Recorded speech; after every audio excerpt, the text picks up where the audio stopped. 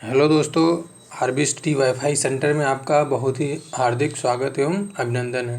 दोस्तों, जैसा कि आप लोग जानते हैं कि उत्तर प्रदेश भर्ती प्रोन्नति बोर्ड के द्वारा दरोगा भर्ती और मिनिस्ट्रियल पदों पर भर्ती का विज्ञापन बहुत ही जल्द जारी होने वाला है। आपको पता होगा दोस्तों कि ये अगले माह यानी अगस्त माह में आपको दोनों भर्तियों का विज्ञापन जारी भी किया जा सकता है। दरोगा भर्ती प्रक्रिया को लेकर थोड़ा सा लेट हो सकता है, लेकिन मिनिस्ट्रियल पद जो हैं उसका विज्ञापन बहुत ही जल्द जारी किया जाएगा। दोस्तों, अब आप जानते ही हैं कि चाहे वो सब इंस्पेक्टर हो, मिनिस्ट्रियल पद हो, लेखपाल, यूपीएससी की कोई भी एग्ज़ाम हो, उसकी तैयारी एक दिन में तो नहीं हो सकती। तो दोस्तों, जो इसकी तैयारी वो उसमें 4 से 5, 6, 7 महीने लग ही जाते हैं, क्योंकि अभी ये परीक्षाएं नहीं होनी है तो या दिसंबर या इसके बाद ही परीक्षाएं हो सकती हैं। तो इसी को दृष्टिकोण को रखते हुए हम इसको जो है एग्ज़ाम पॉइंट ऑफ व्यू को देखते हुए सामान्य ज्ञान और इसके बाद में आपको सामान्य हिंदी के भी कुछ महत्वपूर्ण प्रश्न की जो सीरीज़ है वो आपको मिलती रहेगी। तो दोस्तों, जो आज के महत्वपूर्ण प्रश्न हैं उनको शुरुआत करने से पहले मैं चाहूँगा कि आप अगर चैनल पर नए हैं तो सब्सक्राइब कर लें तथा बगल में लगी बेल आइकन को भी दबा लें और ऑल नोटिफिकेशन को प्रेस कर लें, ताकि हमारी आने वाली हर वीडियो आपको मिलती रहे। दोस्तों, वीडियो को आप पूरा देखिएगा। इसकी जो प्रश्न है बहुत ही महत्वपूर्ण है। तो दोस्तों, आज के प्रश्नों की शुरुआत हम करते हैं। जो इसमें आपका पहला प्रश्न है वो इस तरीके से कौन सा है, तराइन का जो दूसरा विश्व युद्ध है ये किस किस के बीच में लड़ा गया था। जी हाँ दोस्तों, ये जयचंद एवं मोहम्मद गौरी, अकबर एवं हेमू के बीच में, पृथ्वीराज चौहान एवं मोहम्मद गौरी या फिर बाबर एवं जयचंद के बीच में लड़ा गया था। तो तराइन का जो द्वितीय युद्ध था वो हुआ था 1192 ईस्वी में। ये हुआ किसके बीच में था, पृथ्वीराज चौहान और जो मोहम्मद गौरी था, इसका पूरा नाम शहाबुद्दीन मोहम्मद गौरी था, के मध्य जो है ये युद्ध लड़ा गया था। और ये जो तराइन का युद्ध है ये भारतीय इतिहास को जो है इसने एक नया मोड़ दिया था। इस युद्ध में मुस्लिमों को हुई थी विजय, जबकि राजपूतों की पराजय हुई थी। इस विजय से बाहरी आक्रमणकारी के जो पांव भारत में काफ़ी लंबे समय तक जम गए थे उस समय, क्योंकि इस युद्ध से जो पहले पृथ्वीराज के कई हिंदू राजाओं से जो युद्ध हो चुके थे और इन राजाओं से उसके आपसी संबंध खराब हो चुके थे, जिस कारण से जो है अधिकांश जो राजपूत राजा थे वो तराइन के द्वितीय विश्व युद्ध में पृथ्वीराज का साथ नहीं दे पाए थे। तो दोस्तों, ये हुआ था आपका पृथ्वीराज चौहान एवं मोहम्मद गौरी के बीच में ये युद्ध हुआ था। जी हाँ दोस्तों, अगला देखते हैं प्रश्न कौन सा है, तराइन का जो दूसरा विश्व युद्ध हुआ था वो कब हुआ था। तो इसका जो विश्व युद्ध दूसरा वाला हुआ था ये आपका 1191, 1192, 1193 या फिर 1194 ईस्वी में हुआ था। तो ये दोस्तों अभी जस्ट अभी हमने ऊपर उत्तर में बताया कि इसका जो युद्ध हुआ था वो हुआ था 1192 ईस्वी में, पृथ्वीराज चौहान और मोहम्मद गौरी के बीच में तराइन का दूसरा युद्ध हुआ था। अब देखते हैं तराइन का जो प्रथम विश्व युद्ध हुआ था ये किसके बीच में हुआ था। जी हाँ दोस्तों, ये भी जो है बाबर एवं जयचंद के बीच में, पृथ्वीराज चौहान एवं मोहम्मद गौरी के बीच में, जयचंद एवं मोहम्मद गौरी के बीच में, या अकबर और हेमू के बीच में हुआ था। जी हाँ दोस्तों, ये जो इसका जो युद्ध हुआ था ये भी जो है पृथ्वीराज चौहान और मोहम्मद गौरी के बीच में ही हुआ था। तो इसका जो सही उत्तर होगा वो कौन सा होगा, बी राइट आंसर होगा, क्योंकि ये इन्हीं दोनों के बीच में लड़ा गया था। कब लड़ा गया था ये अभी आपको अगले प्रश्न में मिलेगा। तो ये देख लेते हैं, जो पृथ्वीराज के जो राजपूत योद्धाओं ने उस बार भी मुस्लिम सेना पर भीषण प्रहार कर अपनी वीरता का परिचय दिया था, किंतु देश के दुर्भाग्य से उन्हें पराजित होना पड़ा। इस प्रकार 1192 ईस्वी के इस युद्ध में मोहम्मद गौरी की विजय और पृथ्वीराज की पराजय वो हार गया था। पृथ्वीराज चौहान तो युद्ध में पराजित होने के पश्चात पृथ्वीराज की किस प्रकार से मृत्यु हुई इसको अगले वीडियो में बताएंगे। जी हाँ दोस्तों, इसका जो राइट आंसर होगा बी वाला है। तो इसी कड़ी में अगला प्रश्न देखते हैं कौन सा है, तराइन का जो प्रथम विश्व युद्ध हुआ था तो ये कब हुआ था। जी हाँ दोस्तों, ये हुआ था आपका 1194 ईस्वी में, 1192 ईस्वी में, 1191 ईस्वी में या फिर 1193 ईस्वी में हुआ था। जी हाँ दोस्तों, इसका जो प्रथम विश्व युद्ध हुआ था ये हुआ था आपका 1191 ईस्वी में। कब हुआ था, 1191 ईस्वी में। ये अभी हमने बताया आपको कि ये मोहम्मद गौरी और पृथ्वीराज चौहान के बीच में हुआ था। अगला कौन सा है, तराइन का जो दूसरा विश्व युद्ध हुआ था, तो इसमें इस तरह पराजय किसकी हुई थी, थोड़ा सा इस तरह से प्रश्न को टर्न कर सकता है। तो इसमें देखते हैं पृथ्वीराज चौहान, मोहम्मद गौरी, अकबर या फिर बाबर दूसरे विश्व युद्ध में पराजित हुआ था। तो जी हाँ दोस्तों, जो पृथ्वीराज चौहान ही था। कौन था, पृथ्वीराज चौहान था। ये जो है तराइन के दूसरे विश्व युद्ध में भी हार गया था। जी हाँ दोस्तों, जो 1192 ईस्वी में तराइन का द्वितीय युद्ध जो है पृथ्वीराज चौहान को हरा दिया था। किसने, मोहम्मद गौरी ने, तथा पृथ्वीराज की हत्या भी इसी युद्ध में कर दी थी। अगला देखते हैं, तो इसका जो राइट आंसर वो ये है। अगला देखते हैं कौन सा है, भारत पर प्रथम तुर्क आक्रमण किसने किया था, बाबर ने किया था, मोहम्मद बिन कासिम ने, सुबुक्तगिन या फिर जयचंद ने किया था। तो देखते हैं, सुबुक्तगिन भारत पर आक्रमण करने वाला ऐसा पहला तुर्क शासक था। तो इसने कब, 986 ईस्वी में जयपाल शाही के शाही जो वंश थे उसके राजा पर आक्रमण और जयपाल को पराजित कर दिया था। किसने कर दिया था, सुबुक्तगिन ने कर दिया था। तो जयपाल का राज्य सरहिंद से लेकर जलालाबाद और कश्मीर से मुल्तान तक फैला हुआ था। तो यही जो है शाही शासकों की राजधानी हुआ करती थी। तो जिसका जो राइट आंसर है वो आपका कौन सा है, सुबुक्तगिन है। अगला देखते हैं, महमूद गजनवी का दरबारी कवि कौन था, हर्षवर्धन, फाहियान, फिरदौसी या इनमें से कोई नहीं। जी हाँ दोस्तों, देखते हैं इसका जो उत्तर आपका सही है वो है फिरदौसी। दोस्तों, फिरदौसी के बारे में थोड़ा सा डिटेल से जान लेते हैं। इसका पूरा नाम क्या था, हकीम अबुल कासिम फिरदौसी तुसी, और इसका जन्म हुआ था 920 ईस्वी में। कब हुआ था, 920 ईस्वी में हुआ था। वो भी खुरासान के जो तूस नामक एक कस्बा था उसमें इसका जन्म हुआ था।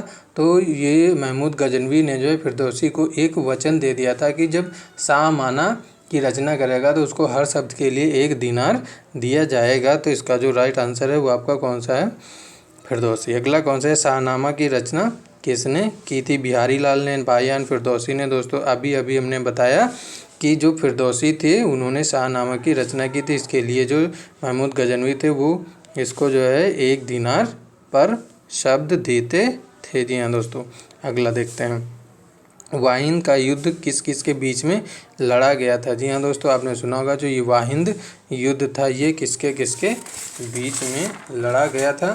तो ये लड़ा गया था, देखते हैं, पृथ्वीराज चौहान और मोहम्मद गौरी, महमूद गजनवी आनंद पाल के बीच में, बाबर एवं जयचंद के बीच में, या किसमें से किसी के बीच में नहीं। तो ये लड़ा गया था आपका महमूद गजनवी और आनंद पाल के बीच में लड़ा गया था। किसके बीच में, महमूद गजनवी और आनंद पाल के बीच में लड़ा गया था।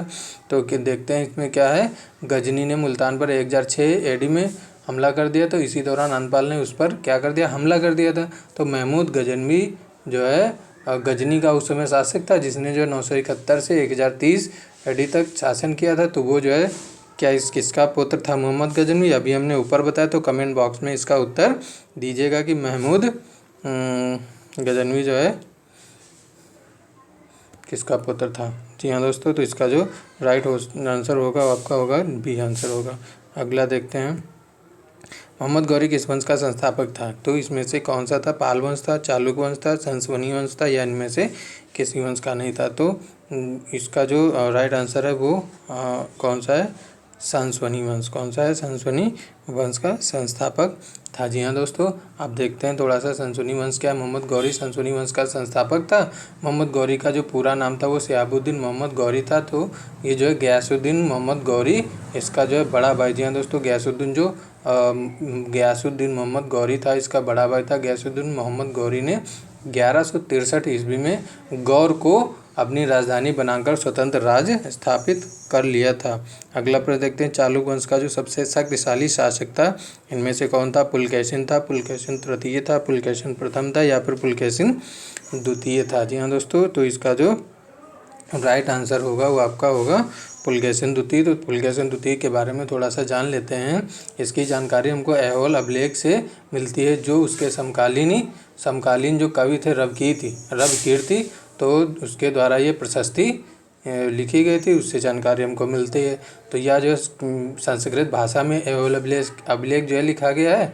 तो ये जो है पुलकेशिन द्वितीय इस राजवंश का जो पराक्रमी शक्तिशाली प्रसिद्ध शासक था, जो जिसका शासनकाल 609 ईस्वी से 642 ईस्वी तक रहा था। जी हाँ दोस्तों, तो अगला तो इसका जो राइट आंसर होगा वो आपका कौन सा होगा? पुलकेशिन द्वितीय होगा। अगला प्रश्न देखते हैं, कौन सा शहर चोल राजाओं की राजधानी था? श्रावस्ती, कौशल, तंजौर या इनमें से कोई नहीं। जी हाँ दोस्तों, इसका जो राइट आंसर है वो है तंजौर या तंजावुर भी इसको कभी कभी हमको पढ़ने को मिलता है। तो जो चोल शासक थे वो क्या थे? वो बहुत ही ज़्यादा भवनों का निर्माण करने वाले शासक थे और सिंचाई की व्यवस्था भारी मात्रा में करते थे, राजमार्गों का निर्माण करते थे और अतिरिक्त उन्होंने महान बड़े बड़े नगरों और विशाल मंदिरों का भी निर्माण किया, जिसमें से तंजौर का मंदिर भी एक बहुत ही प्रसिद्ध मंदिर था। तो यह जो है प्राचीन भारतीय मंदिरों में सबसे अधिक ऊंचा एवं बड़ा है। तंजौर के मंदिर की दीवारों पर अंकित जो है चित्र हैं वो बहुत ही उल्लेखनीय और महत्वपूर्ण हैं और इन्होंने सबसे महान कार्य क्या किया कि उन्होंने बौद्धों को भी बहुत सारा दान दिया। तो इसका जो राइट आंसर होगा वो कौन सा होगा? आपका सी राइट आंसर होगा। अगला देखते हैं, श्रीलंका पर विजय प्राप्त करने वाला जो प्रतापी राजा था इनमें से कौन था? राजेंद्र था, राजेंद्र तृतीय था, राजेंद्र द्वितीय था या फिर राजेंद्र प्रथम था? जी हाँ दोस्तों, तो इसका क्या होगा? राजेंद्र प्रथम। इसका जो राइट आंसर होगा वो कौन सा होगा? राजेंद्र प्रथम। देख लेते हैं, राजेंद्र प्रथम जो है 1014 से 1044 ईस्वी तक जो है राजराज प्रथम का ये पुत्र था। राजराज प्रथम का ये राजेंद्र जो प्रथम था ये उसका पुत्र था। तो इस और ये उत्तराधिकारी जो है 1014 ईस्वी में चोल राजवंश के सिंहासन पर उत्तराधिकारी के रूप में बैठा था। तो लगभग 1017 ईस्वी में सिंघल यानी जिसको हम श्रीलंका के आज नाम से जानते हैं, तो ये राज्य के विरुद्ध अभियान में उसने वहाँ के शासक महेंद्र पंचम को परास्त कर और वहाँ संपूर्ण सिंघल मतलब श्रीलंका राज्य को अपने अधिकार में कर लिया था। तो जी हाँ दोस्तों, इसका जो सही उत्तर होगा वो कौन सा होगा? डी होगा। अगला देखते हैं, तंजौर में राजराजेश्वर मंदिर का निर्माण किसने कराया था? तो इसमें जो कराया था राजराज द्वितीय ने, राजराज प्रथम ने, इनमें से कोई नहीं। तो जो इसका जो सही उत्तर है वो कौन सा है?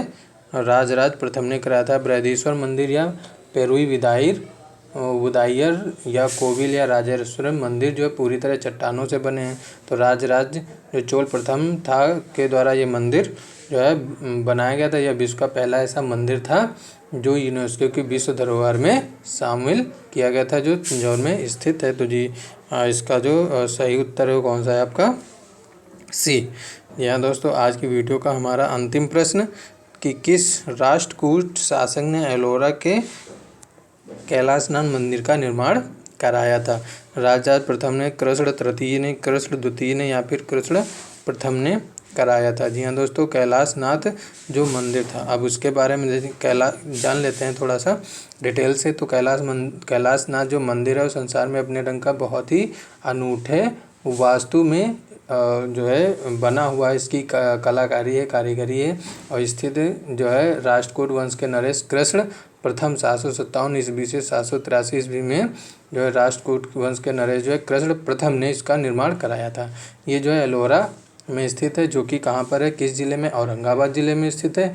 इसकी जो निर्माण हुआ था ये हुआ था 18 साल में बनकर तैयार हुआ था। इस पर्वत को जो है ये बहुत बड़ा पर्वत था और इसके भीतर और बाहर से इसको जो है काट करके एक 90 फुट का जो है ऊंचा मंदिर बना दिया गया था। मंदिर के भीतर और बाहर चारों ओर मूर्तियों की जो है माला जैसी मतलब बहुत सारी मूर्तियां इस पर लगी हुई हैं, जो बहुत ही सुशोभित होता है। जी हाँ दोस्तों, आज के हमारे ये प्रश्न कंप्लीट होते हैं। जी हाँ दोस्तों, इस वीडियो को पूरा देखें, अच्छे से देखें और वीडियो को अधिक से अधिक शेयर करें, लाइक करें, कमेंट करें।